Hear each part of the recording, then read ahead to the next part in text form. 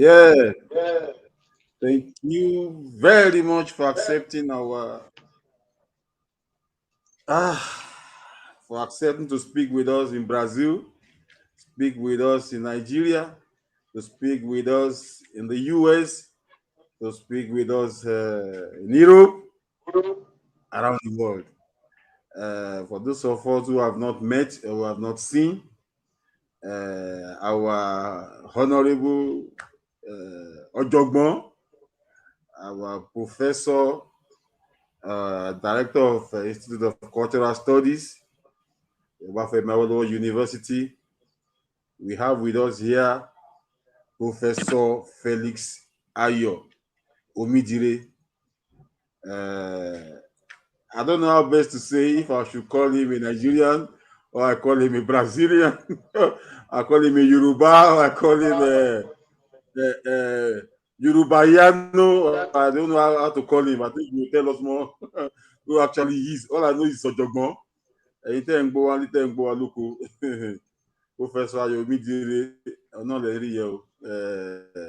Sir, you are welcome to this program. I'm Adeyinka Olaiya. I'm here in Brazil, and I would say the entire Brazil, we welcome you to this program. A big pleasure having you with us here.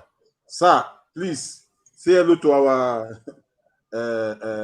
listeners, let me say it that way, and tell us a bit about yourself, sir. Okay. Yeah, thank you very much, Mr. Adeyinka Olaiya, my dear brother, for inviting me to this your program. And I am happy that at last we are able to hold something like this, because I know it's been a long time that you've been wanting to project one thing or the other on my work, but we've been having some intercoherences, as they will say in Brazil. So, ẹ káàsán gbogbo ilé, mo kí gbogbo àwa tí à ń gbọ́ wa báyìí. Mo ṣèbà ọkùnrin, mo ṣèbà obìnrin o, mo ṣèbà Olódùmarè, mo ṣèbà gbogbo oyún inú, mo ṣèbà àṣẹ ìdí o, mo ṣèbà gbogbo orúnmọlẹ̀, ẹ jẹ́ ó jẹ́ wá ṣe o. My name is Felix Ayoh Omidire. I am a professor of Yoruba diaspora, Brazilian and Afro-Latin American Studies at the Obafemi Awolowo University, Ile-Ife. I am also the director, Institute of Cultural Studies, Ile-Irunmole, Obafemi Awolowo University, Ile-Ife.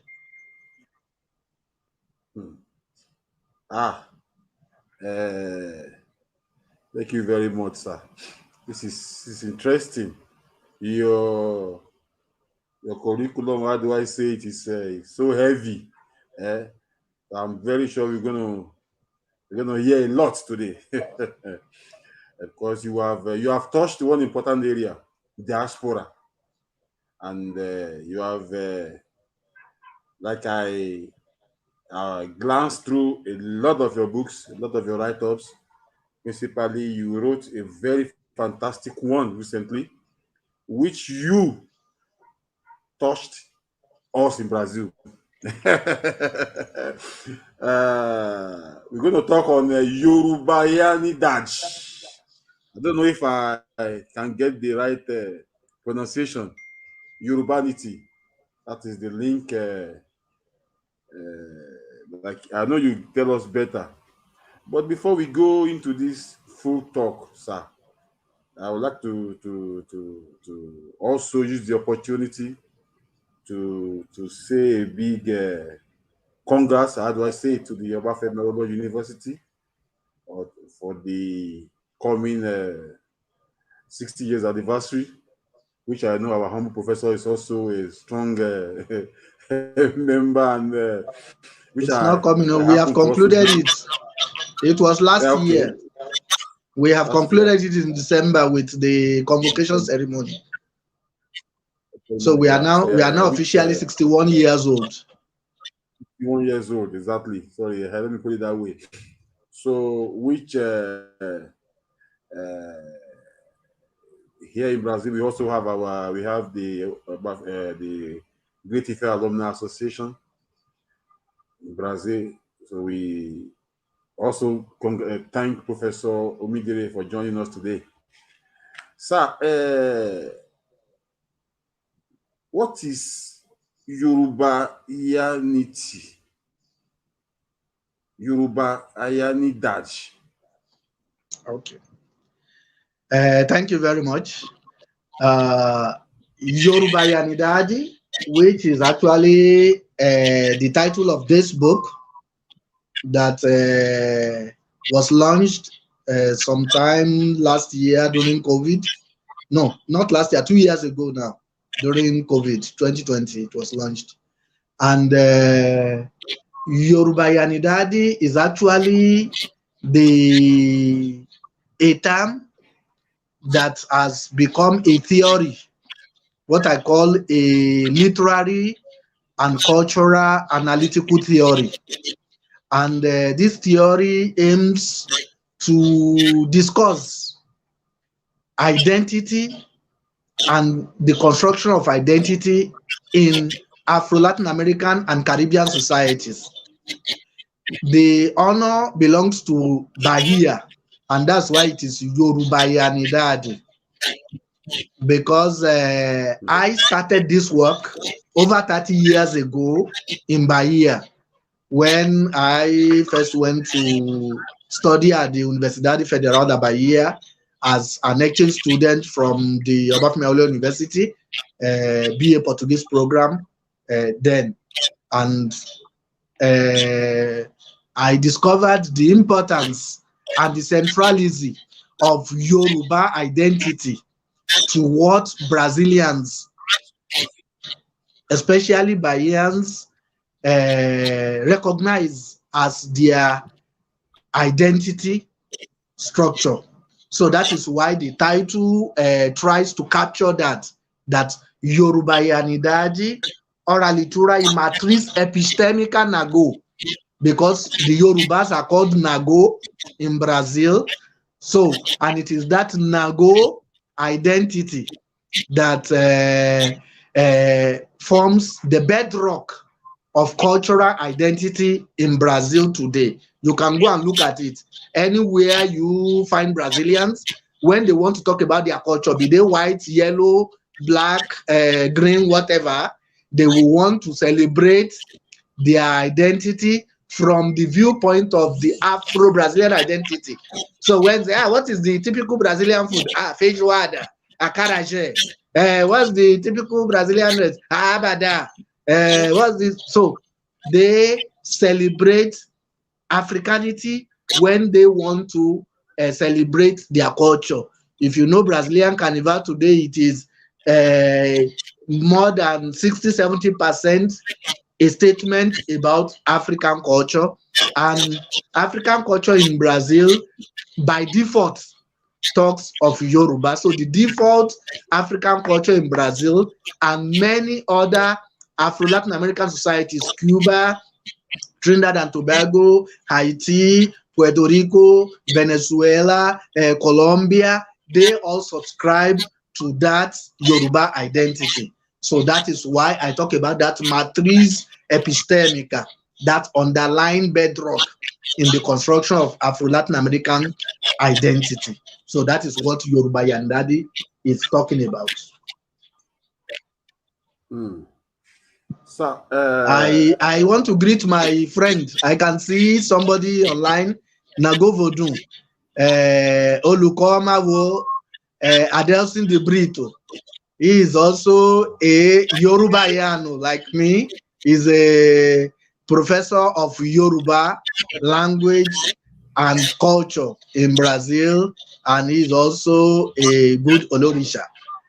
Saudações ao professor Mago Adelson de Brito.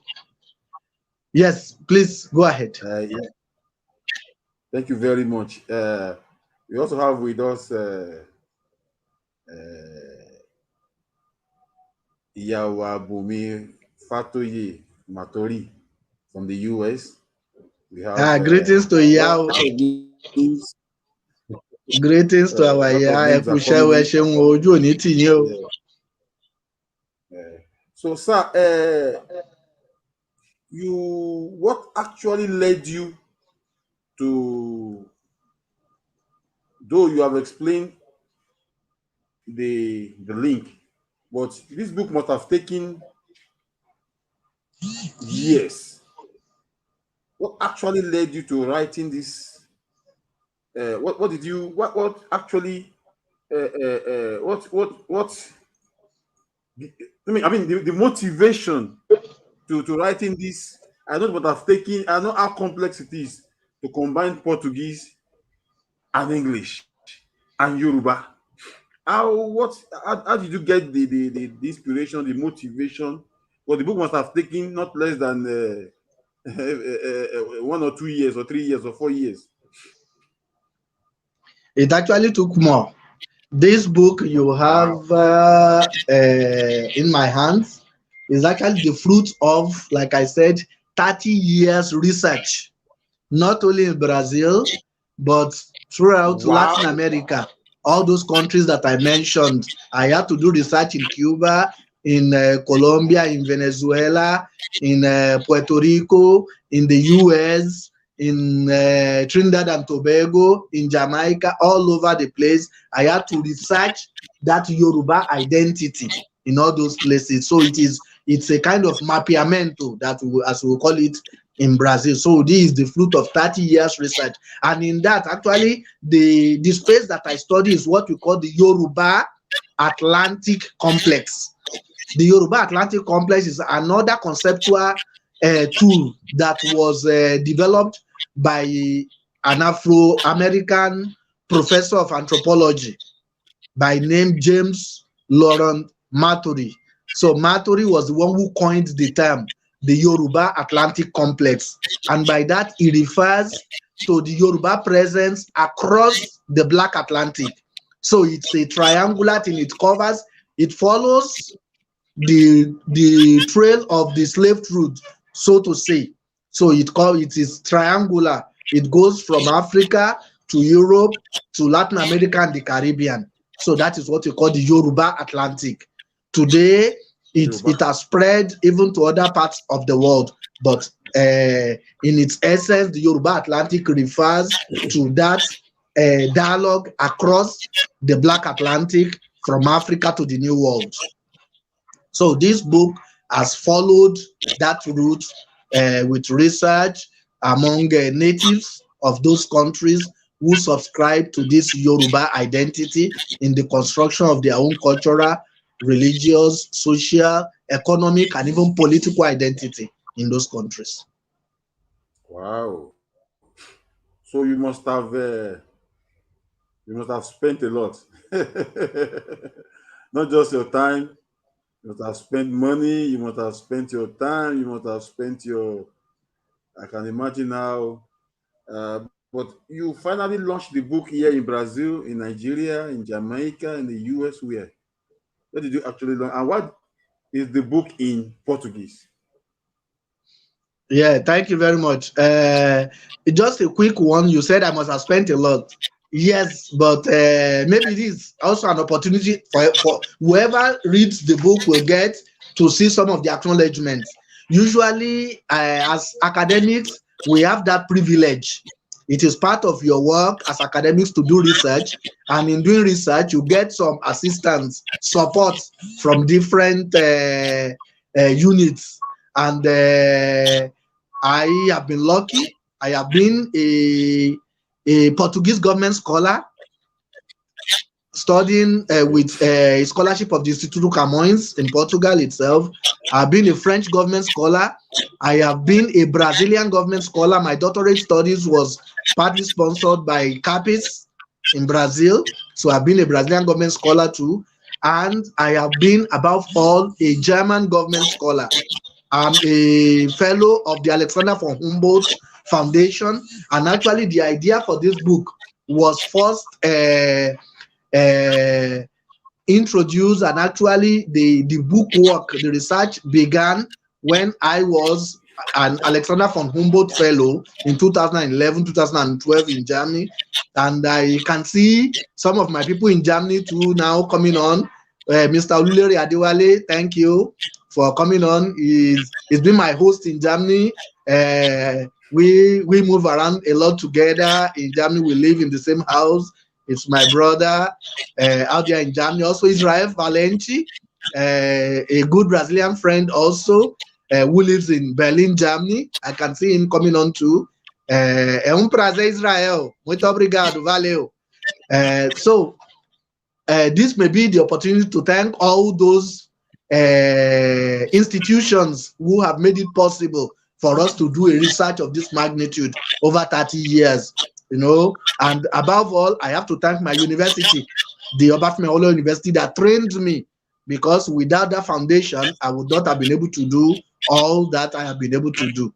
So I have enjoyed, I've benefited from so many fellowships and scholarships across the world, across the globe, across at least 4 out of the 5 continents in the world. I have had the opportunity to do research, to study, and to give lectures and interact. And most of the time, all these are made possible through those supports that we get as academics in our research efforts.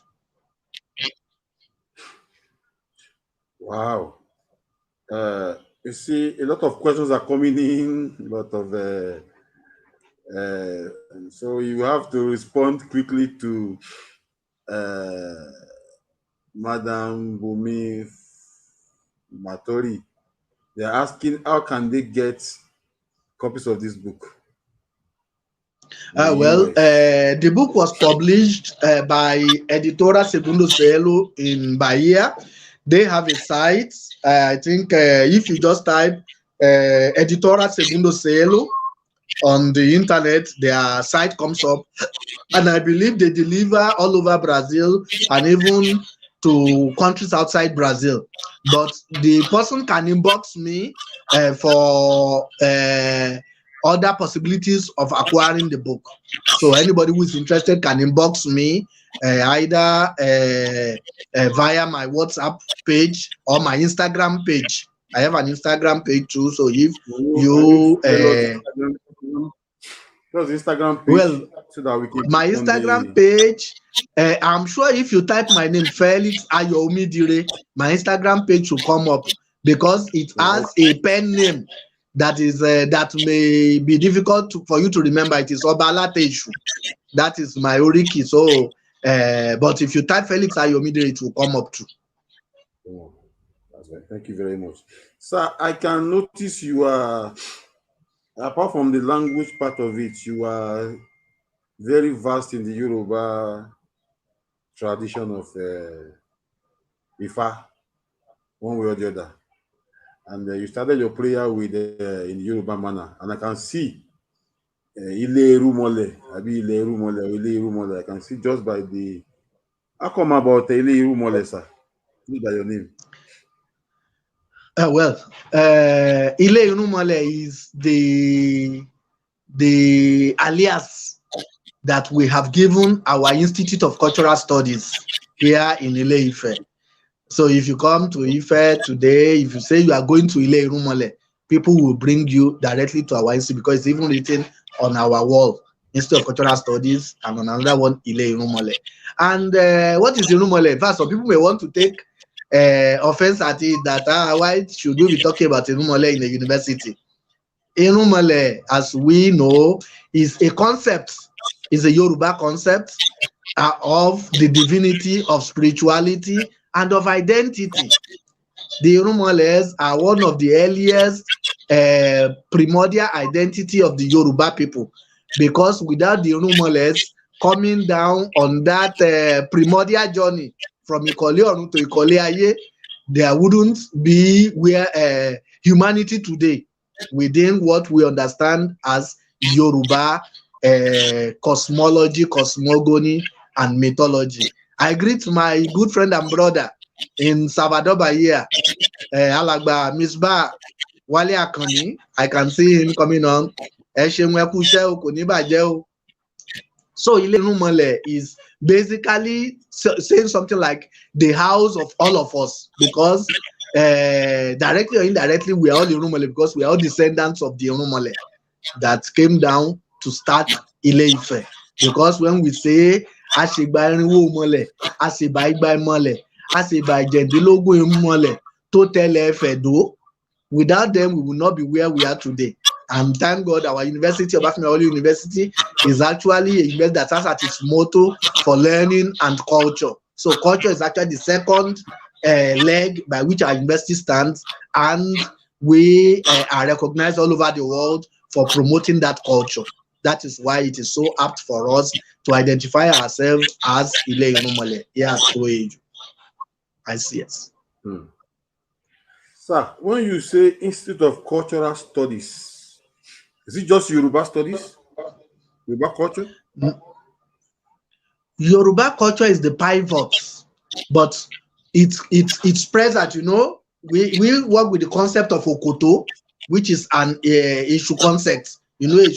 Issue functions on the one leg of Okoto, and then it expands. But don't worry, don't let us go through the. So I'm just saying that. Prof, coming to this issue now, because they are asking me questions here that I think I have to start shaking you a bit. Go ahead and do that. You see, they are telling me that you are mentioning issue, you are mentioning issue concept, you are mentioning, they want you to go a little bit deep. How come about the issue in this issue? Why is it that the university is having too much link with the Yoruba tradition? The Yoruba, has it been Yorubanized? Thank you very much. That's a good question to ask. But then in Yoruba, we say, Ọmọ àlèyàn ní fọwọ́ sí júwe ilé bàbá rẹ̀. If you have a university like the Obafemi Awolowo University, formerly known as the University of Ife, cited in the cradle of Yoruba race itself, funded originally, constructed with the sweats of Yoruba farmers who produced the famous cocoa that the western region of Nigeria used to build this university. And then the university has at its motto, right on its the logotypo of the university, the emblem of the university, for learning and culture. Of course, we know the starting point will be the Yoruba culture. And if you go through the history of the Obafemi Awolowo University, you will see that what brings scholars to Ile-Ife is because they are looking for the Yoruba culture. Nobody will come here to look for the Japanese culture or the Korean culture or the Arabic culture or the German culture, because that will be out of place. Of course, we say university is universal, but universal has a pivot. So, and everybody, you must have in literary studies and identity studies, we say everybody has his pivotal point from where he speaks, and you can only communicate with the world through that pivotal point. Now, let me go back to the question you raised about mentioning issue in this. The problem with our people is that we fail to see that many of our concepts are actually analytical tools that we can use to interpret the world, whether in literature, in chemistry, in biology, in astrophysics. Our immediate environment provides us with the tools, analytical tools, with which we can analyze and interact and construct in the world, even in science. Because most people think issue is just about religion. No, issue is also science. It's physics, it's chemistry, it's biology, it's communication, it's computer, it's everything. So it depends on what you are looking at, and what our own interest is to bring these to the discussion table, that African cultures also have analytical tools that we can present in the dissection of science and technology and physics and everything, because space science is not strange to most African cultures. We understand what the space is. And when you listen deeply into Yoruba orature, which is another of the title of my book, Oralitura, when you listen deeply, you know that we understand this. When the Yoruba say Agualanto Suleyin, they are talking about space. Aguala is just another orbital body in the group of Neptune, Jupiter, Mercury, whatever.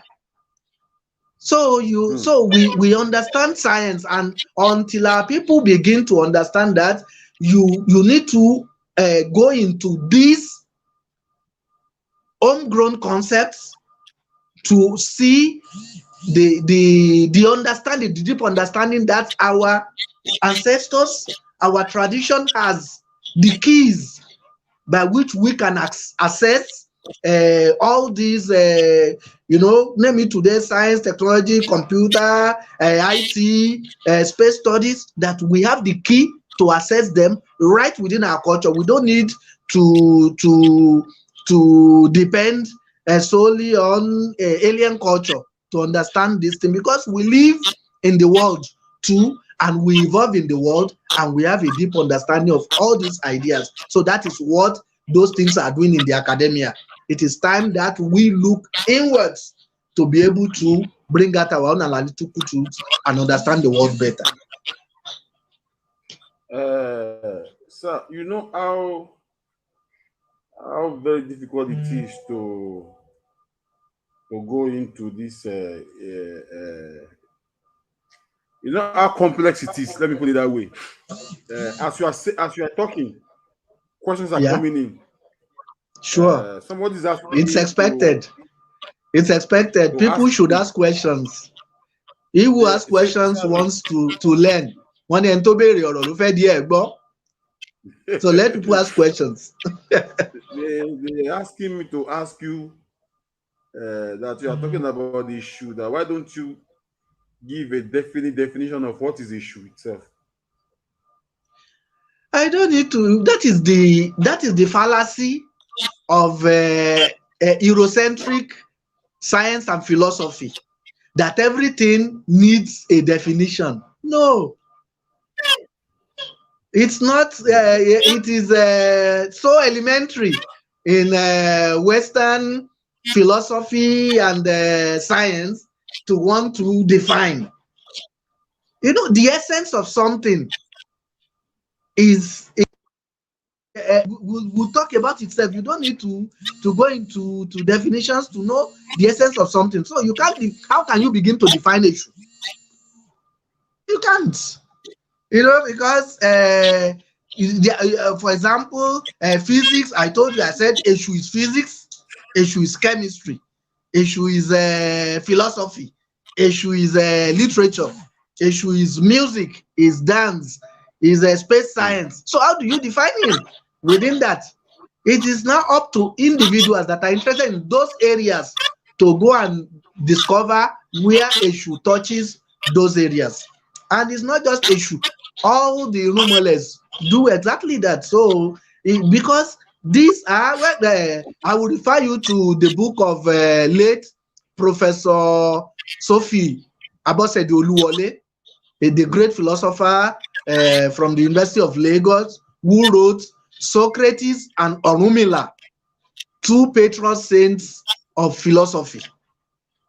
Of course, she will tell you that she received a lot of bashing from even philosophers, colleagues of hers, for putting Orunmila on the same pedestal with Socrates. That Socrates is the absolute figure in philosophy. So how dare you bring a parochial, regional, local champion like Orunmila at the same pedestal? But I invite people to read that one. By the way, we are discussing that book in the postgraduate course that I teach with my colleagues at UFIBA, Instituto de Letras. That's Seminarios Avanzados Cuatro. We are teaching, we are discussing actually that book, Sophie Oluwole's book, Socrates and Orunmila, two patron saints of classical philosophy. We are discussing it, so I'm sure many of my students will be listening to that now. So I teach that course with Professor Denise Carrascosa, França, and Professor Henrique Freitas, both of the Universidade Federal da Bahia. Wow. So Somebody's asking a question here that do you have other Nigerian universities collaborating with OAU in promoting Yoruba culture? And my own question is, OAU, you are yet to give me the answer. Has the university been Yorubanized? And somebody is not asking the same question. well, you know, Other universities listen. You know, the way people frame questions will already reflect their leanings. So when somebody asks, has the university been Yorubanized? That sounds so, that could sound petty to me, because you want to ask, how do you mean? We are defined one ní à ń kì í à ń sá olóòmẹ́ni òkú. Wọ́n sọ pé abisu bọ́líbọ́lí nínú oko, abàgbàdo bọ́líbọ́lí lọ́rùn ebè, olóde ló kú ní àbágbẹ̀. So when we say we have a university in the heart of Yoruba land that promotes science and knowledge, of course, science and knowledge, they are universal. But by the mere location of that university, there is no way it will not reflect, unless we want to divest science from humanity. And then science will be useless, because any knowledge that you have that is just there, learning for learning's sake, cosmetic, then that's not useful. Any science that cannot interact with the immediate environment to improve the life of the people that live in that place, then it is useless science. So what kind of science are we going to be promoting in this university, in the region like this, if we cannot talk about culture? But that does not mean that is the only thing we are going to talk about, but it will be our standpoint from which we can talk to the world. You know, because the mistake people make about cosmopolitanism is that, oh, everybody becomes the same thing. Globalization is one of the analytical tools for that. They say the world is globalized. That means it's a synonym for saying the world is Americanized, because globalization to most people is just Americanization of the world, westernization of the world. But globalization has that hidden key to it. It also stimulates local theories and intervention within the global world. That's why some people talk about glocalization. All those are theoretical terms and analytical tools that we don't need to dissect here, but it is just by way of responding. Thank you very much. For those of us that are just joining, we are online with Professor Felix Ayoh Omidire, a professor at the Institute of Cultural Studies, Obafemi Awolowo University, Ile-Ife, like he said, the author of a fantastic book. You can always get your copy, Yorubahianity. Yorubahianity is, I think, the fusion of Yoruba and Bahia in Brazil, making it a Yorubanity. That's the Portuguese manner of saying Yorubanity. Written in Portuguese. Is here Not with exactly, us. but it's okay. Pass. Okay. I said not exactly, but it's okay. Pass. Thereabouts. So do you have the interest in writing the book in English? Or Thank you. Thank you. Just before I respond to you, I want to say a big hi and thank you to my friend and brother from Croatia. Is another Yorubano living in Croatia, teaching German and English there, and carrying his Yoruba identity very well. I'm talking about Peter Okunlade Ajayi. Greetings, my brother. He's in Croatia, Zagreb. So your question, do I intend to write Yorubahianity in English? Well, my experience is this, I am actually a polyglot. I work with many languages, but my original language, the language of departure for me for everything I do is Yoruba. So I work from Yoruba into English, into French, into Portuguese, into Spanish, into German, into Italian, Galician, and the rest. So now, my experience as a translator, a professional translator, interpreter, is that it is difficult for you to translate yourself. I have tried it before. My most popular book in Brazil before Yorubahianity was the book I called Akogbadun ABC da Língua, Cultura e Civilização Yorubanas, which is a book I wrote in 2003, 2004 for the teaching of Yoruba at the university in Bahia then. And this book became so popular and famous for Yoruba teaching because the approach, the methodology I use there makes it very easy for Afro-Latin subjects that want to acquire Yoruba as a heritage language, uma língua de herança. So people in Cuba are interested in it. They are translating it in Cuba. In Trinidad and Tobago, they want it in English. In Puerto Rico, they want it in Spanish, and so on and so forth. And I started on it, and I discovered that I was writing a completely new book.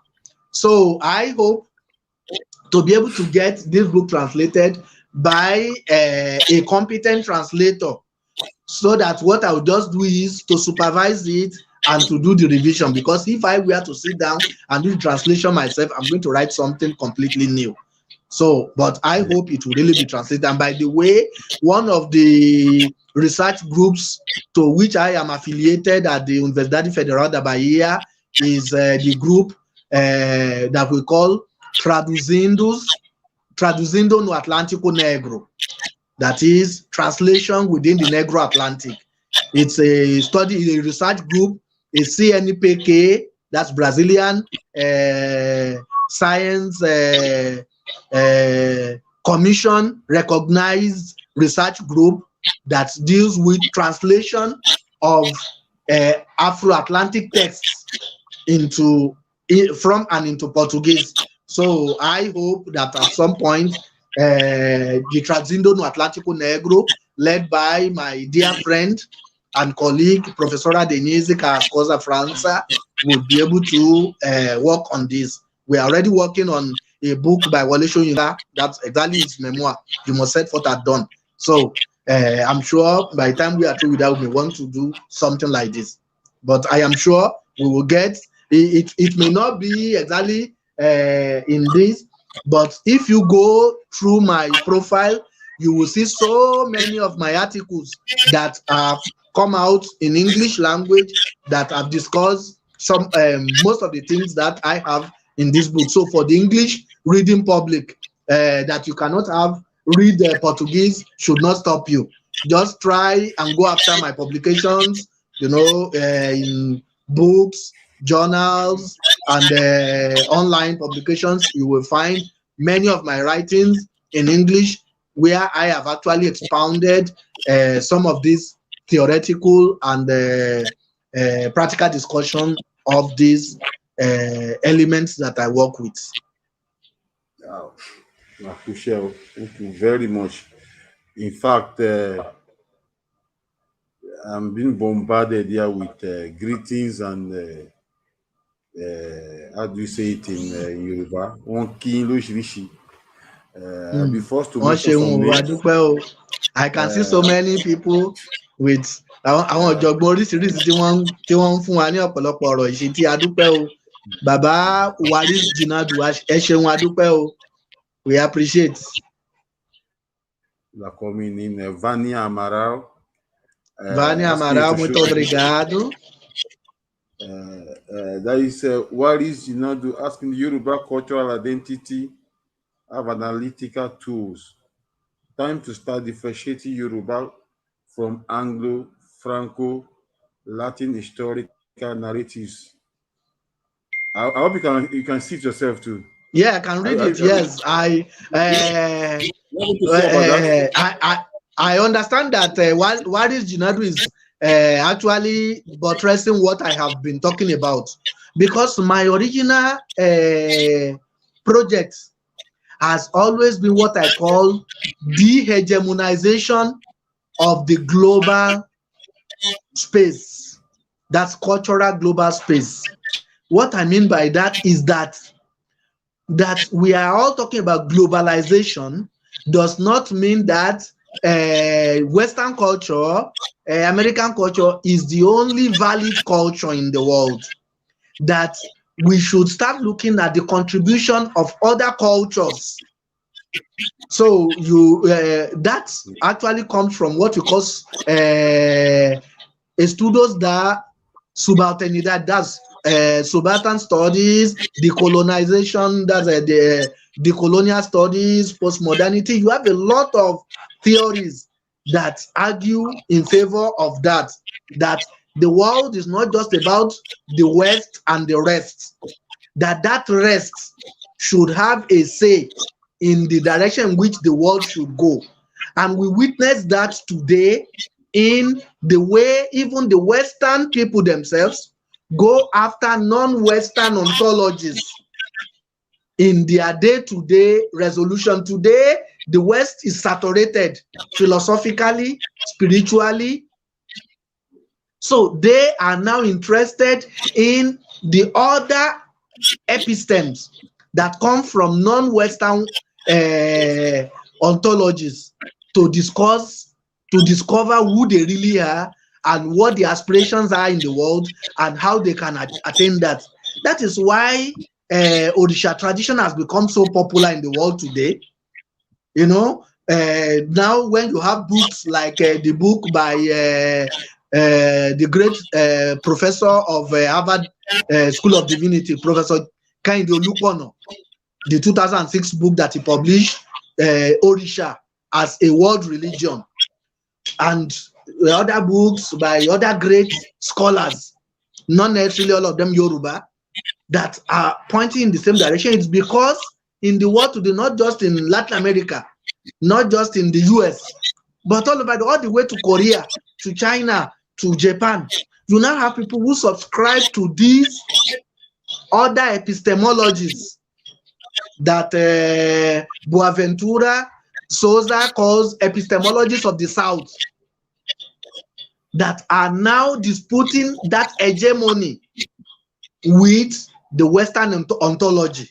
So what we are doing with Yorubahianity is to put the Yoruba cultural worldview, identity, philosophy, religion, literature, science, technology, aesthetics at par with other befitting cultures in the world, as also a sharer of in that space, that they belong in that space too, like any other culture. That is the purpose of a theory like Yorubahianity. It is for de-hegemonization of the global cultural space. Wow. This is very, very interesting. We have more questions here that I'm sorry, I have to bombard you a bit with questions. You are a professor, and you should be very, very. I know you are used to questions. Go ahead, please. That's why you are Jogbo. So, and there's a question here that somebody in Brazil has always been mentioning Nago, Yoruba Nago. Sir, can you talk a bit about does this book have any other thing to do with Nagotu, this Yorubahianity you have written? And please show the book again to our viewers to see the book. How many pages do you have in the book? And what are the book has 508 pages. 508 pages. in all. Well, let me quickly take your question. We go to that one. Let us see the book very well. Let us see the illustration and the show them. Okay, book, please. Let our viewers see the book. Look at this. This should be interesting to even answer your last question. This is chapter 3 of the book. Okay. Abi? This is chapter 3, and you can see 3 written boldly on the Okmoifa. That's the chapter 3. And it is the title is Yorubahianity. O que significa ser nago no Brasil. So that should actually be a good starting point to respond to your question.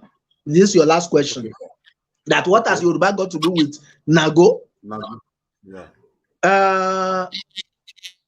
Scholars of identity studies within the Afro-Atlantic diaspora have all recognized the multiplicity and the unified identity of the Yoruba-speaking peoples in the Afro-Latin American space. And if you read somebody like James Laurent Matry, as I mentioned, who has written a lot, he did research and wrote a lot on the Yoruba identity in Latin America and also in West Africa. He did research here in Yoruba land too. If you read Peter Cohen, if you read Robin Law, if you read Joan José Reyes, if you read so many scholars, Roger Bastide, Pierre Fatumbi Verger, so many scholars of the Yoruba Atlantic, of the Afro-Latin studies, they all point in the same direction. That the Yoruba are a people of West African origin. That is hello? Are you seeing there? The Matori you have mentioned. James Laurent Maturi.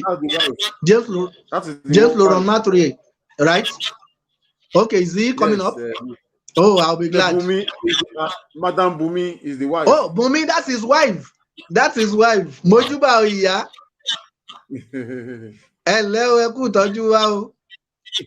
I have never had the privilege of meeting Mrs. Bumi Maturi, but in his works, I have come to learn about her and to respect her.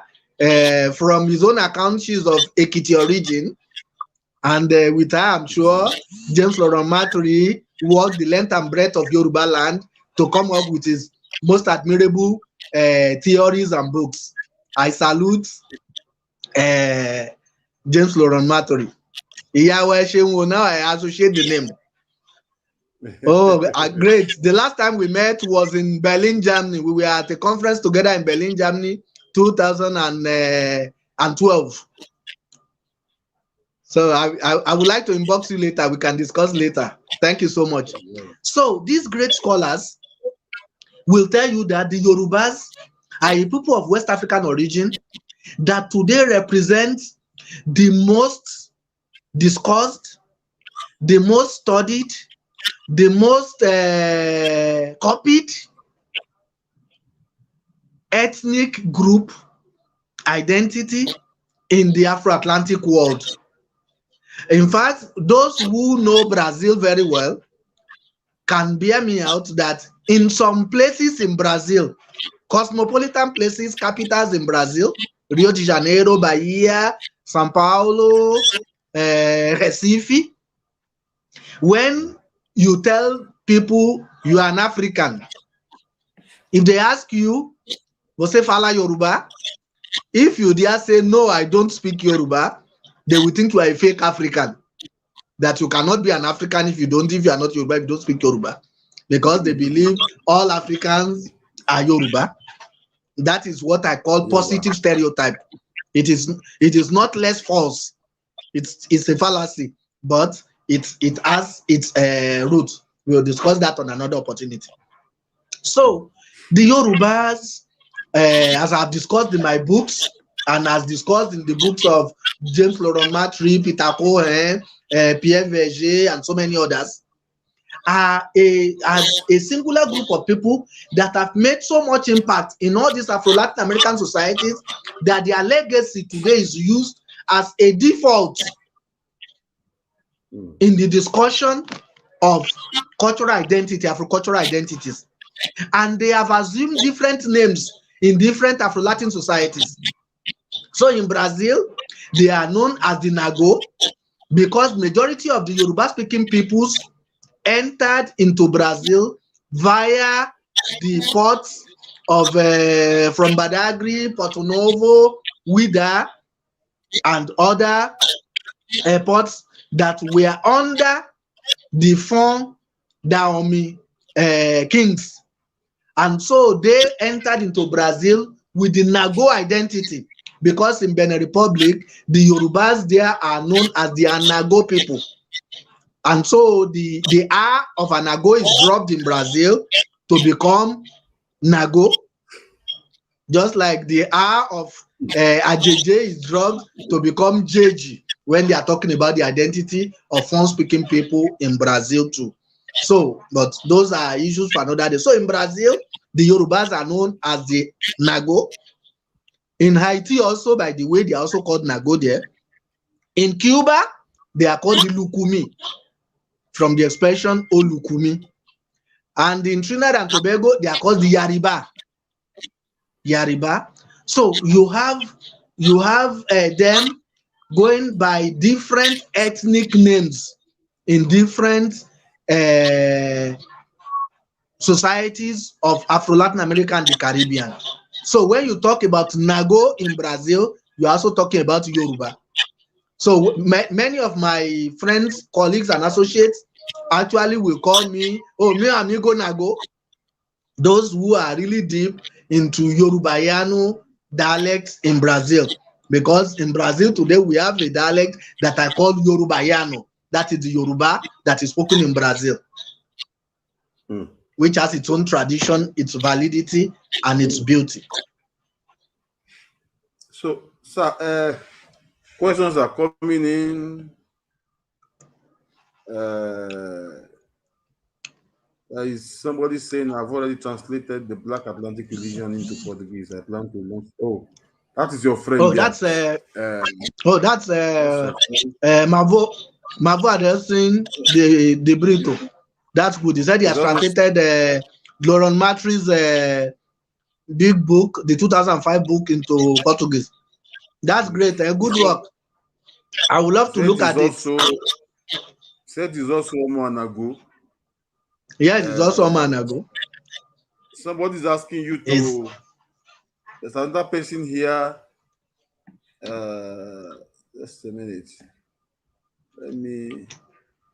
There's another person here. Adriana Queiroz Eloy, it's a Brazilian. He's asking you to speak a little bit of Portuguese. Please, why not say a bit of Portuguese so that they can. I'm being bombarded. Well, there is a problem. I find a problem with that when people say that to you. The way you have translated anyway. That is, I feel that it is a bit petty and childish when you are in a forum. It's like what used to happen when we were young, when parents have visitors and they want to show off. So they say, hey, oh yeah, oh yeah, wa, kọrin ànáfà lè jò wá, sọ yìbó sí wọn. I think that a forum like this has gone beyond that. If they have questions in Portuguese for me to take, I will take it in Portuguese naturally, but not just to speak Portuguese for the sake of speaking Portuguese. I think we are beyond that.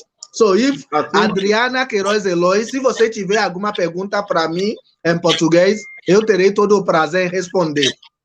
Tá bom? Então, se tiver qualquer pergunta, pode formular, pode me enviar a pergunta e eu terei todo o prazer em responder em português. Obrigado. Now, what he's saying here that that we should, she's saying that many Brazilians are at a disadvantage because we are speaking mostly in English, that they will not be able to follow it. Podemos organizar outro momento para conversar só em português, tá bom? Mas o canal de Adeyinka Olayiya que estamos usando neste momento tem um público internacional que tem uma predominância da língua inglesa, por isso que a gente está fazendo essa discussão em inglês.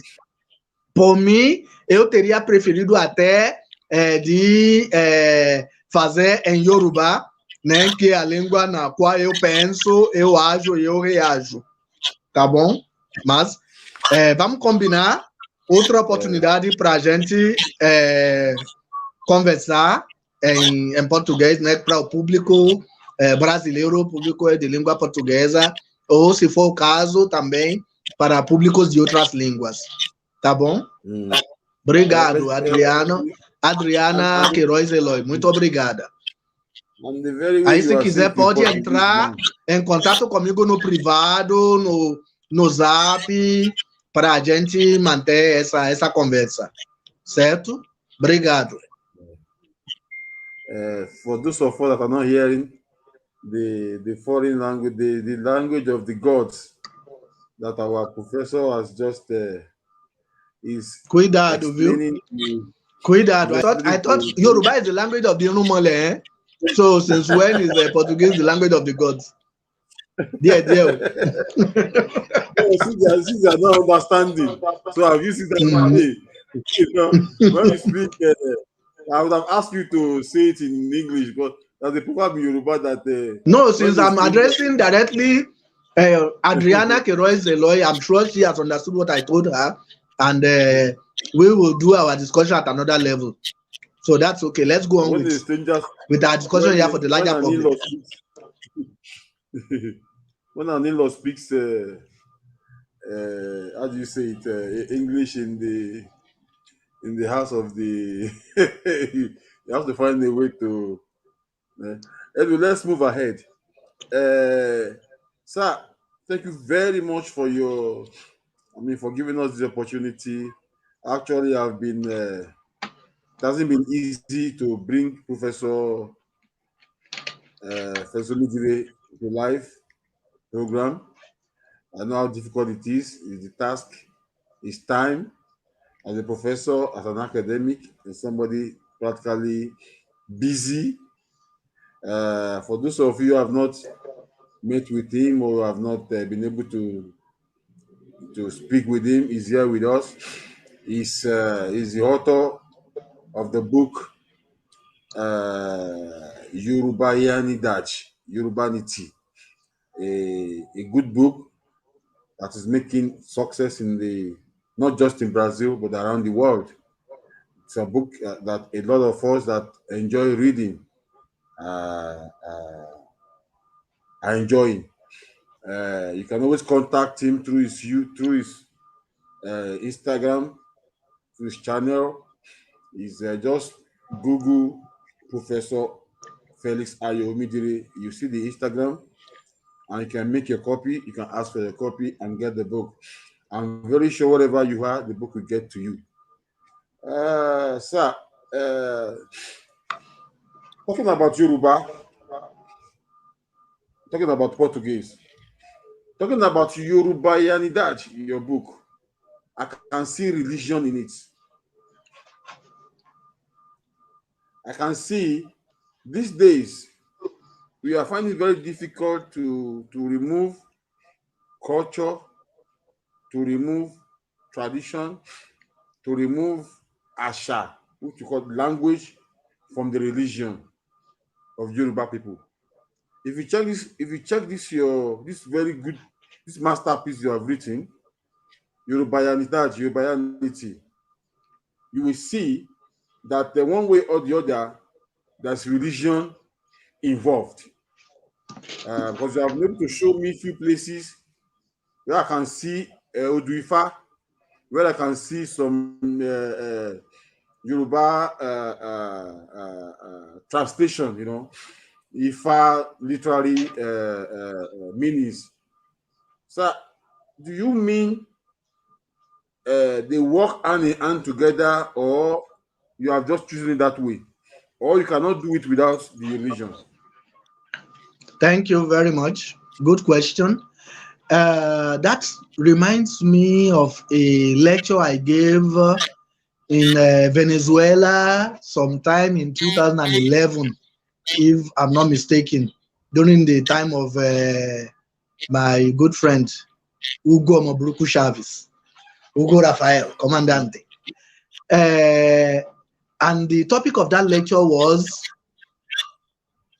Asha and Esin. What is the confluence? That is, where does Asha conflate with Esin? Where do they meet? Where do they depart? In Cuba, among the Lukumi Olosha people, they will say something like, there is a phrase that they love saying a lot. They say, Ikulo biocha. Ikulo biocha. That it is death that gave rise to the Orisha. Of course, by that, they are already going to the level of apostasy in Yoruba tradition. How the conflict between Orisha and Egungun, when you do apostasy, but I won't go into all that. What interests me, for example, this book is not about religion. If anybody is looking for a religious treatise, please, this book is not for you. What I do is, it has, yes, symbols of the Orisha cosmology. For example, the chapters of the book are inscribed on an Ifa, just like you will have a Yoruba reading, an Ifa reading placed on the Ifa. All these things are metaphor that I am using to show the world that all these cultural artifacts, elements, are analytical tools that we can use to dissect science, technology, philosophy. And so you don't have to be an Olorisha to understand Yoruba science or to benefit from it. Science is for everybody. So that is the mistake that most people make. So when you see all these symbols in the book or in our discussion, it is not that we are actually preaching religion or that we are doing proselytism. By the way, the Yoruba religion does not proselytize. We don't preach, we don't invite people that come and join our religion. Any Yoruba Isheshe practitioner that does that is actually showing how much he has become influenced by the ontologies and the practice of foreign religions, because traditionally Yorubas you don't need to preach your religion, because the religion is actually a part of you. So people will see it in you. You don't need to preach it or to invite people, say, come and join my religion. We don't do that. So that's why a book like this would not be an invitation for anybody to be an Ifa practitioner, an Orisha practitioner, or anything. Because what they are here for is just to serve as analytical tools to discuss, to analyze, to problematize concepts, ideas, realities that are ingredients into the subject matter that interests us, the construction of cultural identity in the Atlantic world. That's what interests us. So, of course, we have elements of religion in it, yes, but it is not a proselytizing treatise. So do you think somebody can enjoy the book without even having interest in the religion? Sure. Actually, you are supposed to. read it without, that idea of religion. That's why I gave that warning that if you are looking for a religious treatise, this is not the book for you. Look at this chapter. This chapter, chapter 4, as inscribed on your point, says, Oralitura na poesia Yorubana dois oriki. That this chapter 4 is treating oriki as a Yoruba oralitera genre. And of course, the discussion there on oriki will not have anything to do with Orisha. Of course, the oriki as a genre, or as a literary genre, we know it covers every facet of Yoruba life. You have oriki oruko that people bear. Akanji, Akande, Aduke, Adufe, Abeni, that is an oriki oruko. You have oriki Inagije, oriki Alaje. You have oriki Jantirere, that are the long ones that people know. Oriki Eshokoyi, oriki Olufe, oriki Yoruba, authentic Yoruba lands have oriki. So you have that. All those ones are also elements of literature that have nothing to do with religion. Of course, we have oriki Orisha for those who want to do Orisha, because when you are doing Ṣàngó pípè, Èṣù pípè, Ọya pípè, Ọ̀ṣun kíkì, Ìwé Egúngún, you are using oriki in all those ones. Ile-Ife, oriki will go into it, but you can do literature without doing religion. That is the essence.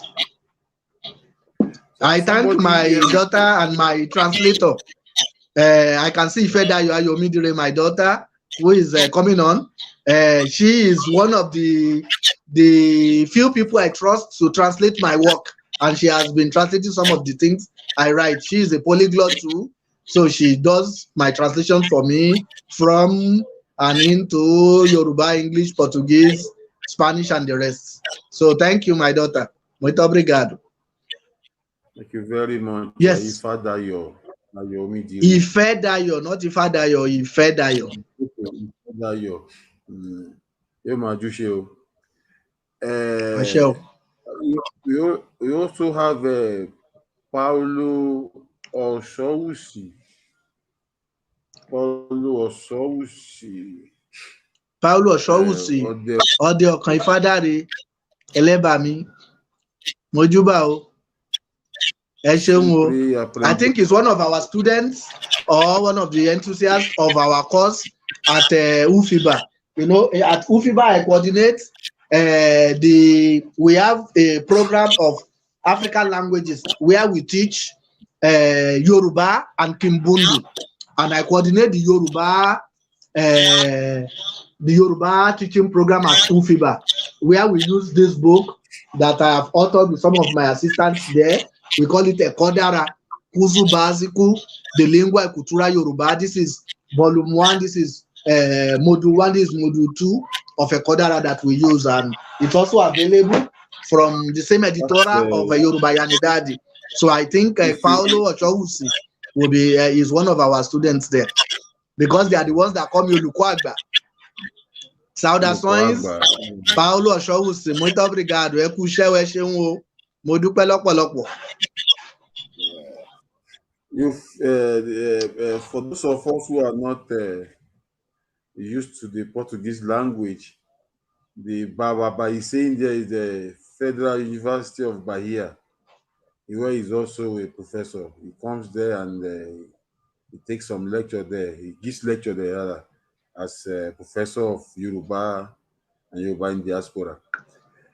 We are talking to our humble professor, our Ojogbon, the director of Institute of Cultural Studies, Obafemi Awolowo University. He is saying that you don't have to be a traditionalist to know Yoruba literature or to read his book. There's a question here now from somebody, from Waris Jinadu. He's asking that Yes, monotheism and polytheism concept is as old as Yoruba civilization. So, what is a Yoruba religion? Well, if I understand the question very well, the person is actually interested in raising the issue of whether the Yoruba religion is a monotheistic religion or a polytheistic religion. Well, maybe the space here will not allow us to go deeply into it. I hope to discuss some of these things on my own channels. So later I'll send out invitations for that. But I will raise.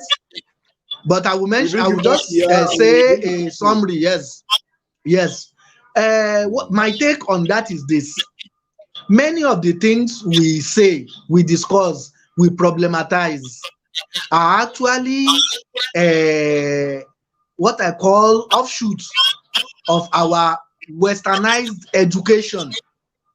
Remember my response to when somebody asked me about a definition.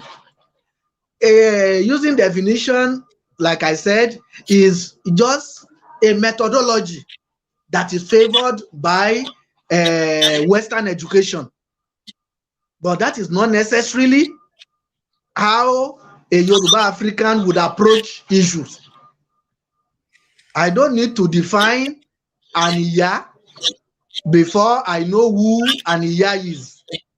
Nice. You know, the issue of definition, that is a take that one can look at it from the Yoruba point of view. Just like Wole Soyinka was quoted to have told some people in the days of negritude discussion that a tiger does not proclaim its tigritude.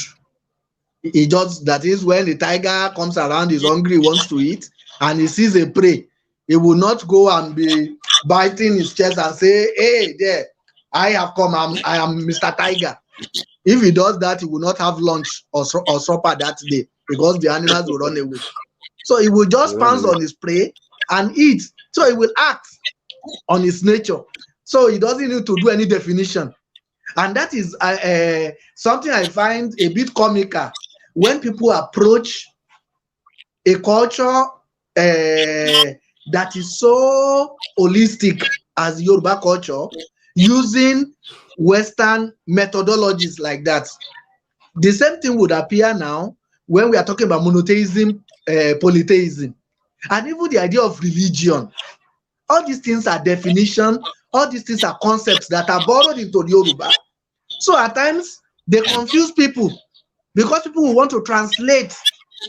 And so by this approximation, they will think they are the same thing. They are not. That has put us into a lot of trouble. We mentioned the issue here, and I'm sure each time some people hear issue, they will shiver and say, "I reject him." You know, it's because of definition that went awry, that went bad, because people misdefined, people misappropriated. So when you now talk about monotheism, polytheism, religion, how do they apply to the Yoruba? You need to go deeply to live this culture, to know that most of the time these things are just imposed notions that people don't understand what they mean. But because of lack of other options of equivalence, they will just choose them. So somebody like Bolaji Idowu spent all his life, his academic life, trying to prove that the Yoruba religion is a monotheistic religion. That was why he wrote Olodumare, God in Yoruba religion. All his word ambition, because of his orientation, Christian orientation, was to prove that the Yorubas are not polytheistic, that they are monotheistic, that they too, they worship one God. So you should equate them with Christianity, with Islam, and what have you. We don't need that. No religion or no person should tailor his identity after other people's identity. You should be able to understand who you are and live who you are. That's when you live happily. So, but for lack of deep knowledge and because of other exigencies, because the time Bolaji Idowu was writing, the vogue was that you are not human, you are not civilized until you profess Christianity. Anything that runs away from it, the further you go away from that universal culture, civilization that Western culture has turned itself to, is on the part of the barbaric. So that they won't call us barbaric, they too want to prove, yes, we too will share in this monotheism.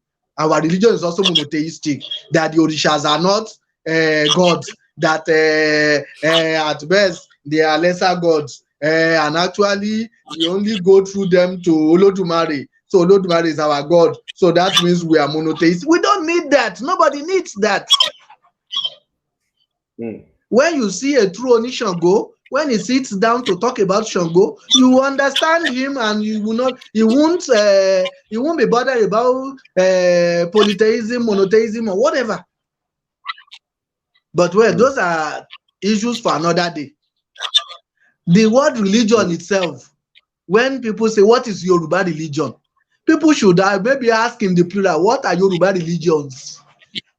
Because every one of the Rumole, if you want to use them in the sense of the Western understanding of religion, then they should qualify to be a religion on their own.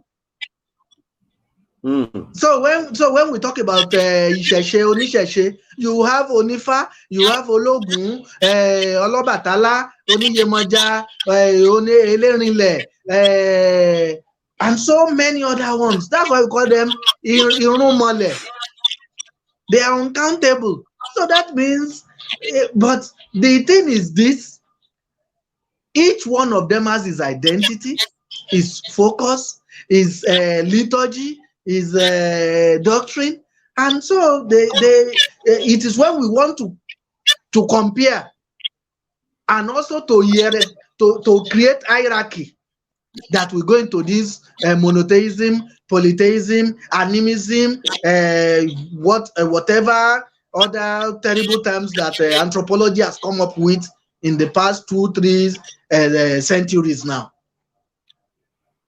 So the idea is, let each, and that is all the purpose that will take us back to the issue of whether the history of cultural studies Ile-Irunmole is Yoruba Institute. It is when you understand who you are that you can interact with the other and respect the other. If you don't know who you are, you either envy the other or you attack the other. In identity theories, we talk about the theory of attraction and repulsion. What you don't understand, you will repel, you will push it away, you will reject it. And that is why when you mention some Irunmole names of it, I reject it, because they don't know what it means. They don't know what it means. That's why so it is in identity, it is the theory of attraction and repulsion. And you cannot be on the fence. You are either way. So, but wherever you belong will be determined by your level of evolution, your level of understanding on that cultural continuum. It is called esclarecimento in Portuguese. And it is completely different from the French Illuminism, which the Western philosophy built its tenets and so many of the epistemicidal tendency that it operates on. Those are issues for another day. Thank you. Questions are here. Questions are coming in, and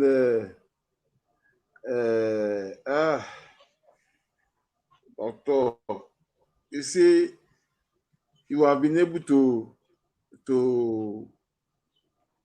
resolve a lot of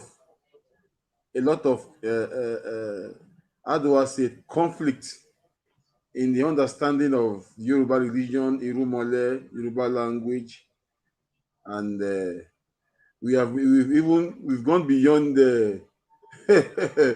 what I actually expected us to. Anyway, I'm still having few questions here, though they are thanking you here. Then Paulo, let me just put it on the so that you can see it yourself. They're thanking you here. Okay, thank you, ma. Ìyá Bùnmi Fátóyè máa torí adúpẹ́ o. Ẹ ṣeun o.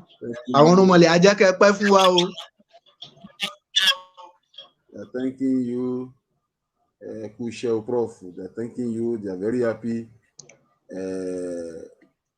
And Paula, the same Paula is also, I think, is thanking you too. Okay, it's deforming. The connection is deforming. Yes, you are very right, ma. Colonization is deforming. That is why we need to decolonize our mind. A colonized mind is the worst tool, that can be used against the owner of the mind himself. So we need to decolonize our minds in so many ways. Sir, you see, I will just say something very clear from my own little experience as also a Yoruba artist, Yoruba painter. To have gone through the Obafemi Awolowo University, the African studies there. I call myself a Yoruba painter because I paint and I speak of Yoruba divinity in my paintings, and I was at that Institute of African Studies there, where we have drama, we have fine art, we have fine art, music, and Yoruba studies. Yoruba studies in those days. I don't know if it's still the same thing or if it has changed. Everything there practically were Yorubanized, my professor. Because I'll tell you one thing. Though I was actually had the love for Egungun when I was a kid. I was always running outside Egungun, which actually motivated my interest in mixing with colors, and became an artist, and wrote several things on Yorisha and whatever. As an artist, I painted Ishulalu. You see, in those days, almost 3 decades ago, my project was on Ishulalu, and I wrote on Susan Wenja and Yorisha while I was an artist. So then, everything practically Yorubanized. You are telling me it's not Yorubanized, that is, but you see, a lot of graduates, professionals from the Obafemi Awolowo University today in diaspora are practically putting the Yoruba tradition, the Yoruba religion into a lot of things they do. Those of us in literature, those of us in arts, those of us in languages, we, one way or the other, like today, when people see my paintings, when they see me talk, they call me Lorisha. I ask some of them, they call me Babalawo. Have I come to your house one day with my kid to come and differ for you? Or did I one day come out and tell you I'm Babalawo? But you paint and you talk of Orisha, you talk of Ishulalu, you talk of Ogun, you talk of this. So it's not only me. It's not only me. I'm the same. Just same thing you are saying now. You call the place Ile-Ife, and your books are having the traces of Erin, which means that any student that pass, how do I put it, through Institute of African Studies, Institute of Cultural Studies in Ife, must be urbanized. Is it so? Thank you. Let me do a quick semantic correction there. When you talk about Yorubanized, when you say somebody is Yorubanized, that's an adjective. No, listen. I'm just doing a semantic exegesis here for you. When you say something someone or something has been Yorubanized, that means it's not Yoruba originally. You understand? Okay. We play in languages. You have the the concept of phone and feel. Yoruba phone, Yoruba feel. A Yoruba phone is somebody who speaks Yoruba, you know, maybe as his mother tongue, as his original language. And a Yoruba feel is somebody from outside who loves Yoruba, who has adopted that. So it is the Yoruba feel that will be Yorubanized, not a Yoruba phone who is originally from that culture. That's one distinction. It's a bit dense. It's a semantic concept that could be a bit dense. Not everybody will understand that. I'll take another example. Like I said, I'm a professional translator and interpreter into a few languages. And I have had the privilege of interacting with within this interpretation field, even to the highest level of the UN, for example. And their concepts of a professional translator or interpreter is this. When they are training you to be a professional translator interpreter, you are supposed to be working with at least 2 languages.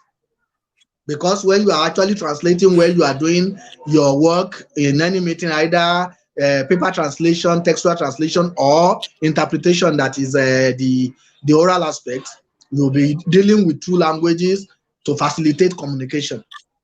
Now, they have this standard rule that every professional must actually have his working language must be his L1, that is either his mother tongue or the language in which he is most natural.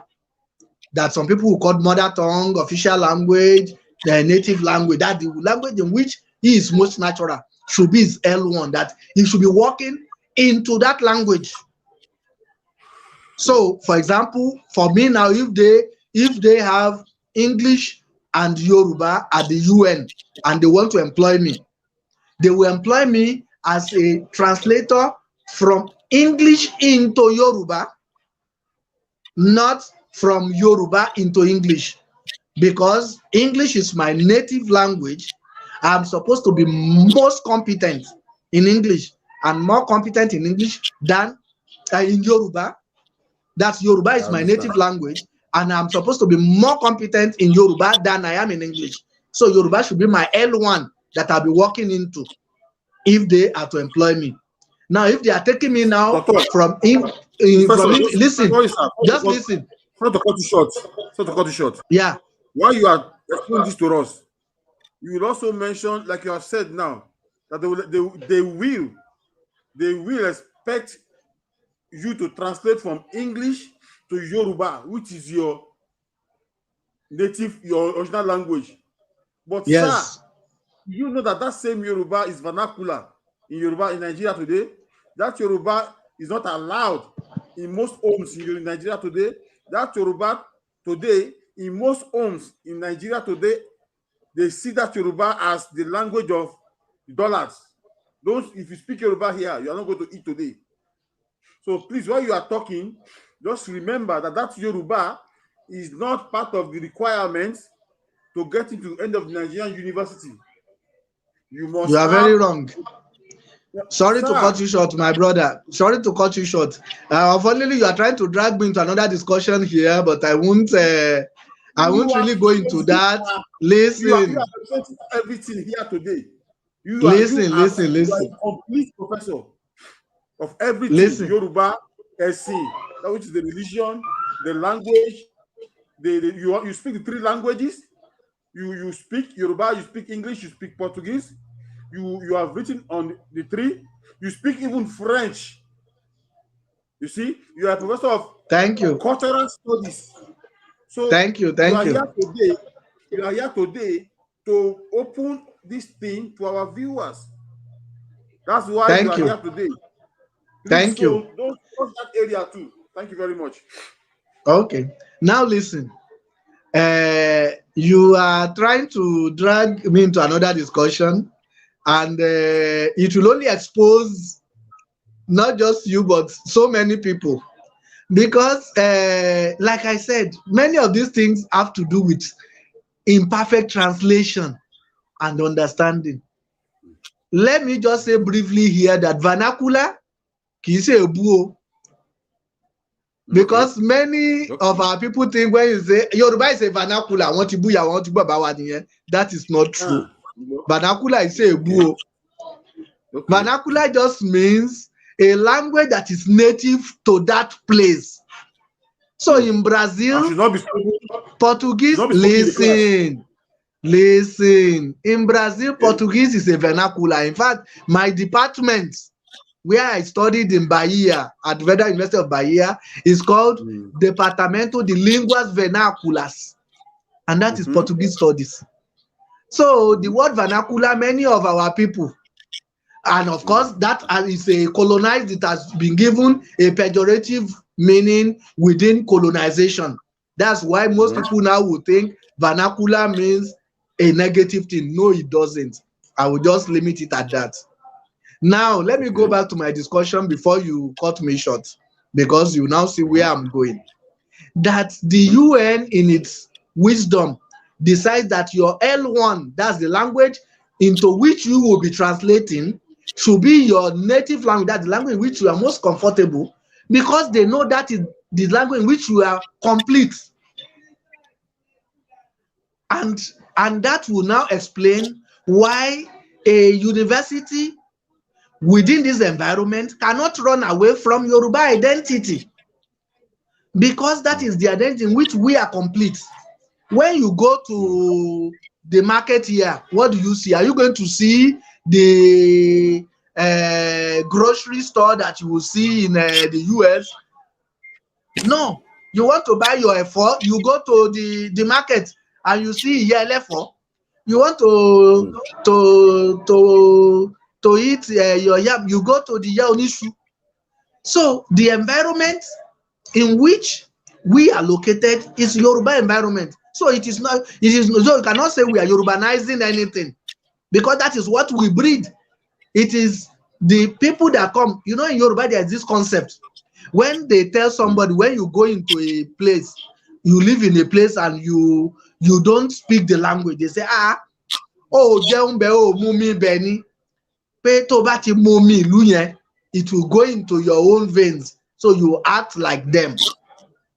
Another concept that I play with, that I discuss in this book, is the concept of Omo and Ara. When the Yoruba say he is an Omo-Ife or he is an Ara-Ife, Omo is biological, is hereditary, is genetic. Omo-Ife, Omo Yoruba, Omo Ibadan. But when you say Ara Ibadan, that means he is just a visitor, is an alien. He did not belong, he did not originate from that place. And that is why if you read Akiwumi Shola's Efusheta Aniwura, the argument that she put to justify her action and her rights before the court of Latosha, she said, Ori ni mo fi rin debi iki isese. That is, I entered this place with my head first, not with my leg. That means I did not walk into this place. I was born here. So if this university was born here, then the air it breathes, there is no way it will not be Yoruba here. But that does not mean we are going to exclude other worldviews. No, we cannot do that. But what we are saying is that it will be a pivot, a starting point to dialogue with other cultures. You can only dialogue with other people if you are sure of what you have. If not, there will be hierarchy and you will be at the losing end. And that is what has happened to many of us when we discuss our identity. Because we believe the Western identity is superior, so we already put ourselves at a disadvantage, the hierarchy. That is why we think vernacular is negative. It is not. It's not. Thank you. Before I jump into though I jumped into it. So since I jumped into it, we will have to tackle it a bit. What advice would you give to our homes, principally the manner at which? But my earlier question actually was the idea of the University of Ife, Obafemi Awolowo University. You said I used the term Yorubanized, that it shouldn't be Yorubanized. That Yorubanized is when something is not original. It's like you have gone to you that you are. In fact, what they're trying to tell me is that the university itself is Yoruba, so there's nothing like Yorubanized again. You know, is that what they're telling me? Now explain it, sir. Well, maybe I'll let that roll for now because it seems you have No, no, no, no. whatever. I am But going let by me take the opportunity I'm to going by thank my viewers. Adebayo Olushina, Ọba wa Kábíyèsí o, Ọba Dr. Adekoya, Kábíyèsí o, Kádé pẹ́ lórí kí bàtà pẹ́ lẹ́sẹ̀ o, kẹ́sìn ọba ó jókòó pẹ́ o. I can see him talking about going back to my discussion of the definition or the misdefinition of religion when we apply it, when we misapply it onto Yoruba. That one of the reasons why today we talk about Ìṣẹ̀ṣe is to show the globality of it, of Ìṣẹ̀ṣe. But that definition is for another day. We won't go into that conceptualization now. I also want to take the opportunity to thank my another of my brother I can see, Idrisu from the University of Goiânia. I can see him coming on board too. Merci beaucoup, mon frère. Merci. Okay. Yeah, so I thank every of our participants. Though I will only speak in English as the moderator, as the host. So the language today belongs to our professor. He's the one that speaks all. I know he won't speak Igbo. That one he won't speak. But I know he speaks all languages. Yeah, he speaks French. He's Portuguese. He has written books even in Spanish, in Portuguese, in English, in Yoruba, and in areas of culture and tradition. And he's also a professor at the Obafemi Awolowo University, professor in the Institute of Cultural Studies. He is the director. He's Professor Felix Ayoh Omidire. His book, a fantastic book, a masterpiece. You must get one. Though it's in Portuguese, but you must get one. You must get one. You'll enjoy it. Just put his name, Professor Felix Ayoh Omidire. You'll find his Instagram. Get your own copy. He's here with us. Please share and ask us more questions. I also thank Kábíyèsí. Mo ti sọ tọ̀wọ̀tọ̀wọ̀ kí yín o. Kádé pẹ́ lórí kí bàtà pẹ́ lẹ́sẹ̀ o. Ẹ ṣé o. Ẹ ṣé so ẹ wà lórí ètò wa o. Gbogbo ìbéèrè lọ́tún lójú méjèèjì èyí tàbá lè béèrè tán. Torí ẹ mọ̀ pé I've been talking in Yoruba. Sorry, I have to go back to English. Can you now see what I mean? Yoruba is your default language. That is why it's so easy for you to slip into it. You see now what I mean? Yeah, exactly. You are very correct. You are very correct, Professor. And I will also read to your understanding here. There's a comment from a group where I also belong. It's a Ifa Orisha discussion group. That's Ifa Worldwide, where you have Babawa Sholagbade as the current president. From the group, there is somebody writing and saying that the truth of the matter, they're following you from the group, which is the Ifa Orisha discussion group, having Araba Udiran there. We have Araba Udiran, we have Sholagbade. In the group, we are also a member of the group. The truth, there's a message here for you that the truth of the matter is just that the vocabularies, that's when you spoke of the religion, A member of the group from the US said the truth of the matter is just that the vocabularies, religion, and Yoruba are aliens to Ifa spirituality and Odua culture. We don't do anything religion in Odua culture. Religion is of European origin, which was and still being to colonize the black man everywhere and anywhere. European and American are still busy till date eroding our spirituality and culture with massive invasions of Abraham faiths as Abramovic lies of generational gap causes.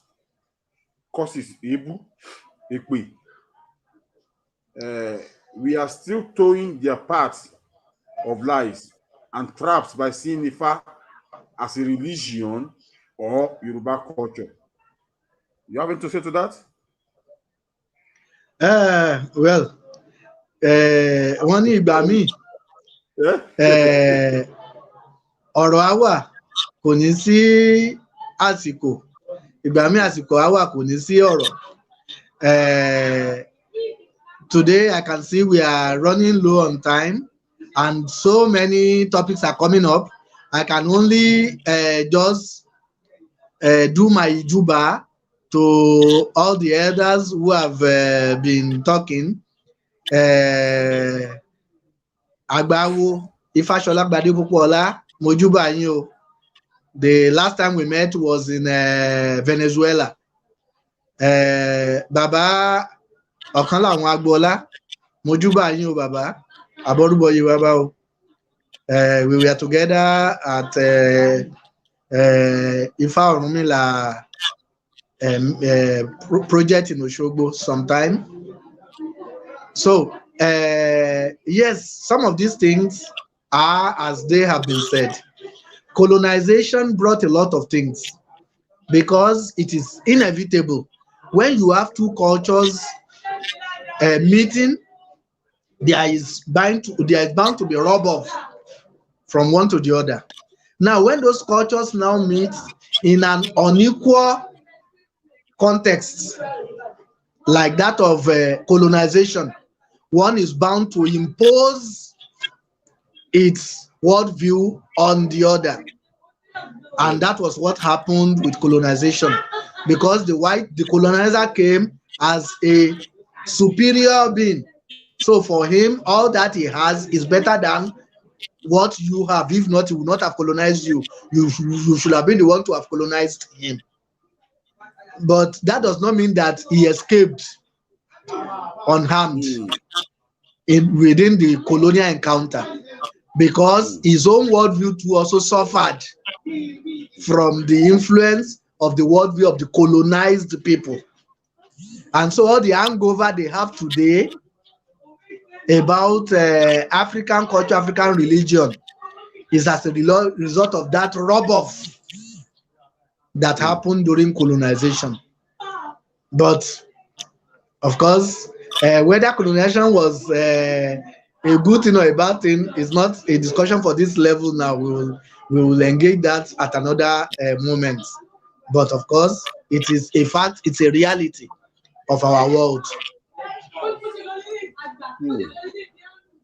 I think there's a bit noise there in your place there. Sir, you can see that if you continue here till tomorrow, I'll be bombarded with because you have been able to. You are a complete professor. You are not just a professor of one area. You are a professor. I think there's a noise there in your place there. You are a professor.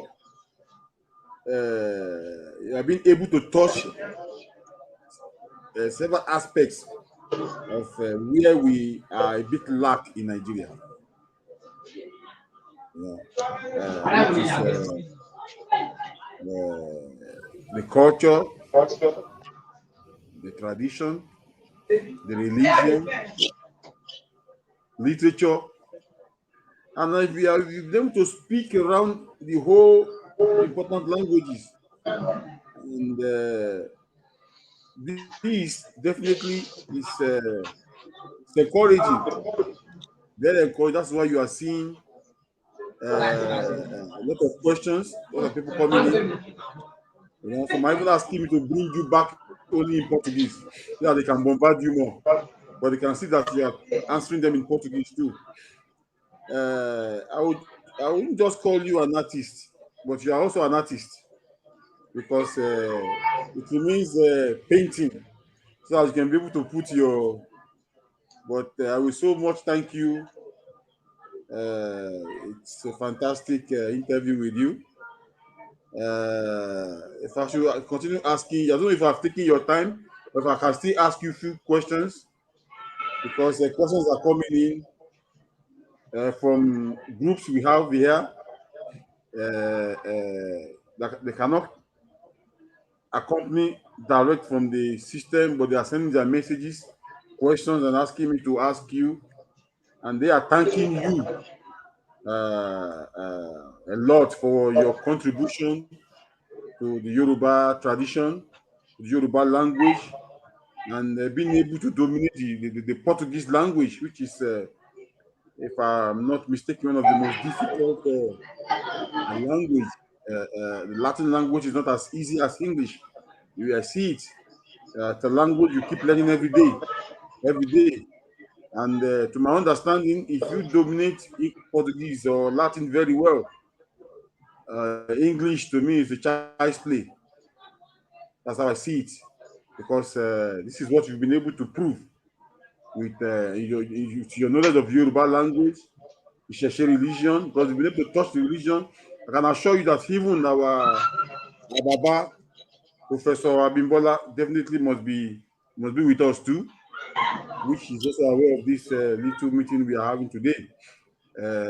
I would like you to greet some important ones you know that must have influenced your career.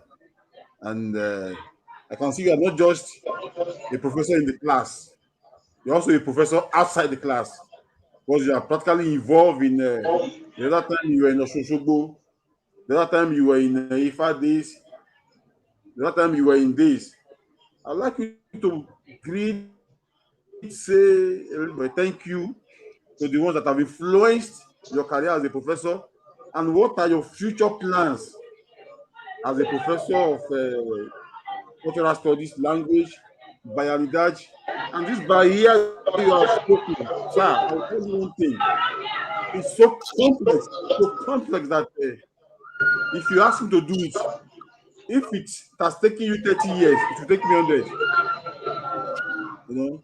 So please, how would you say a bit thank you to the ones that have influenced you, your future plans, and you promise to come back to our program and still address our audience in Portuguese too. They are really disturbing that have been able to put English and Yoruba first before them. Over to you, sir. Thank you very much. Like I say, wọ́n ní kò sóhun tuntun lábẹ́ ọ̀run. It's only when people want to be chauvinistic that they go this way of cultural superiority, whatever, modernity, cosmopolitanism, everything. Because you see, like I said, everything is translational. All that we have been discussing is just, they are just issues in translation, because there is nothing. Okay, you were mentioned now, do you want to talk about people who have influenced you in your career? You want to thank them, you want to whatever. That's exactly the methodology of the kind of westernized education that we have been given. If you take any book, you have acknowledgement, appreciation, bibliography, and so on and so forth. But then, when you now go inwards into your culture, you see that we have all that. Even in our oral culture, we do everything, because when people want to say, they'll say Africans do not have a lasting civilization because they do not have the written culture. That because of orality, we cannot have a history, we cannot have science, and all the rest, which is a fallacy, an epistemological fallacy. Because when you take any of the genre, for example, all the genres that I discussed in this book, or even this book itself, that is centralized around Yoruba orality, Yoruba oral literary culture, you see that all the genre are there present. All these elements that you will see from cover, from the cover page to the back page, to acknowledgement, to bibliography, to citation, they are all there, and you can do all that in the oral form too. I was giving a lecture some time ago for the great Alexander von Humboldt Foundation meeting, the colleague, where we were teaching younger academics on how to do research without plagiarizing, without copying other people's works, and all the rest. And I said, we in culture, in cultural studies, in what you call the Yoruba traditional studies, which is supposed to be a study for illiterates, because we are supposed to be an illiterate culture, aren't we? That we have all the regulation that they are now just telling you in those big books, writing about plagiarism checks, about bibliography correctness, about style sheet and everything. We have all that in our culture. When an artist, and maybe I should just quickly go back to the word artist for you. You said you call me an artist. Yes, we are all artists. There's an artist in all of us, because art is life and life is art. The way you speak, the way you dress, the way you eat, they are all art. Because without art, life will not be meaningful. And art is one of the most basic elements that identify culture and individuality. So I'm happy you are an artist. I am happy to be an artist too, in my own respect. So now, when an artist, let's say an Ijala artist, an Iwe Egungun, like the Egungun Akwidan, or an Oshun Chanta, wants to do their art on stage performance, you will see that they will produce it as if it is a book. You have the cover page in their appearance. You have the acknowledgement in their Ijuba. Because when an artist come on stage and he says, Ìbàníwó fọjọ́ òní tú orin tèmi dọ̀la, mojúbà akọ́dá, mojúbà àṣẹ̀dá, mojúbà àwọn tó ti ń dá ká tó máa dá, mojúbà àwọn tó ti ń tẹ̀ ká tó máa tẹ̀, mojúbà àwọn tó ti ń wí ká tó máa wí. Ọmọdé la jẹ́ o, ọgbọ́n òdebì kan ẹjẹ́ ó jẹ́ wá ṣe. What is he doing? He's doing acknowledgement, like you have it in the first pages of your book. And then he will give you even the table of context of the table of content of the work he's going to present. He will reel off the chapter by chapter. And then he will tell you that it's not plagiarizing. Because after he will have chanted, he will tell you, Orin èmi náà kọ́ orin ọ̀gá mi ni. Àkànbí ẹ̀dú, Ajóríkì bí Ṣàngó. He has given you the bibliography and the citation of that person to show you he's not plagiarizing.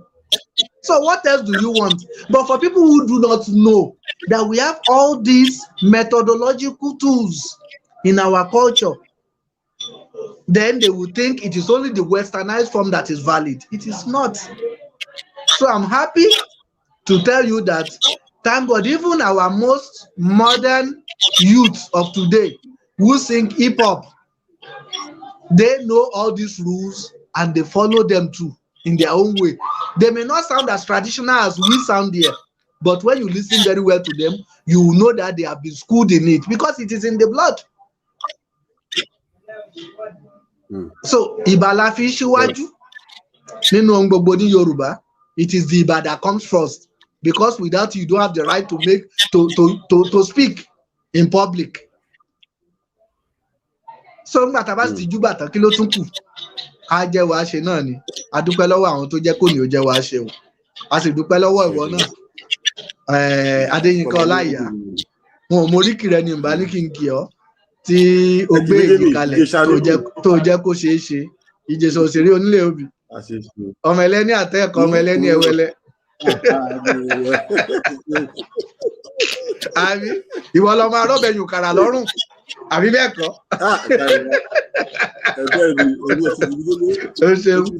So I want to thank everybody who have listened to us in these past 2 hours of discussion, and I want to thank all those who have contributed in form of questions and comments, and the important people I've had the opportunity to meet, because that's the opportunity that we have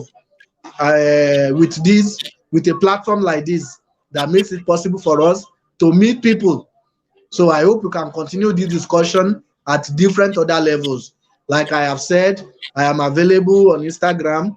I have a Facebook page too, although I'm not a Facebook man. I don't really post things on Facebook, but if you want to contact, you can still check my Facebook account and talk to me. I use Facebook Messenger. I don't use the Facebook stream per se, but I use the Messenger. So if you want to contact me, you can reach me on Facebook Messenger too, and the discussion will continue. So once again, I greet everybody. E para o nosso público brasileiro que está nos assistindo, agradeço imensamente do fundo do meu coração yorubaiano, e espero que poderemos continuar essa discussão em outros momentos, em outros níveis, e se possível,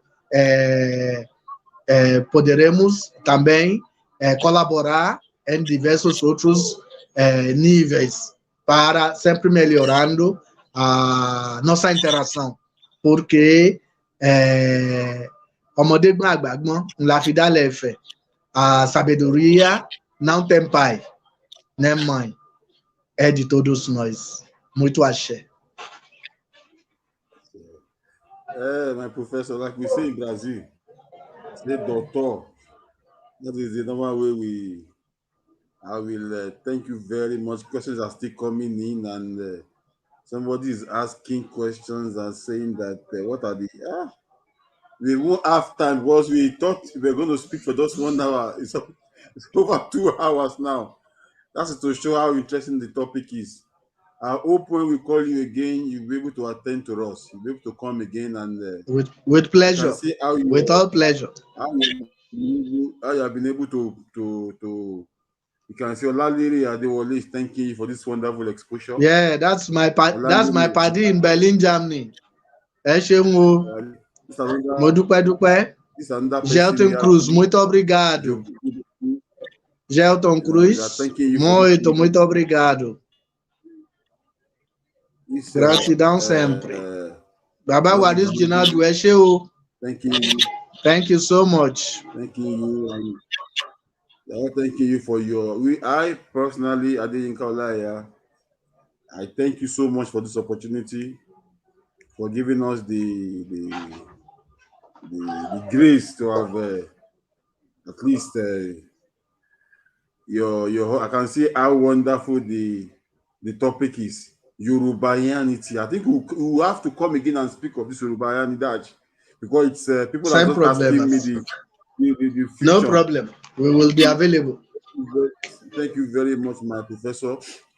To our viewers, thank you all, and he has spoken in Portuguese, so I don't think I should speak in Portuguese again. So, agradecer os que estão nos assistindo, né? Que vão continuar nos assistindo.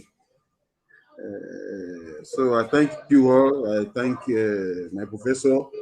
I thank Brazil that has been able to I'm not going to the Brazil that has been able to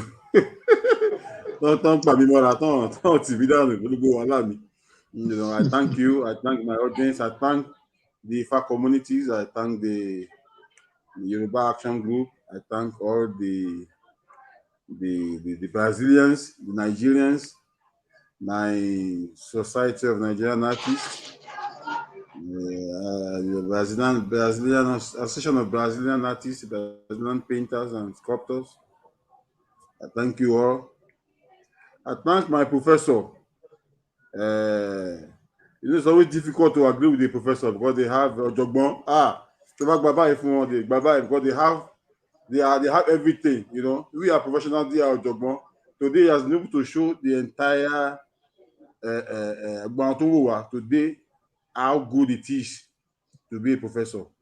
He has been able to tackle every area: English, Portuguese, Yoruba, French, culture, arts, and everything. My professor, thank you very much. Thank you very much. I thank you too, and congratulations. So we look forward to more discussion. Ẹ má jẹ kókó nu yẹn o. Mo fi ti ń ṣe o. Mo tún bá àwọn tó mo bá. Professor, thank you very much. God bless you. My audience, thank you. Till next time, next program. The professor. Ó dàbọ̀. Ẹ ṣé o. Ó dàbọ̀. Ẹ ṣeun.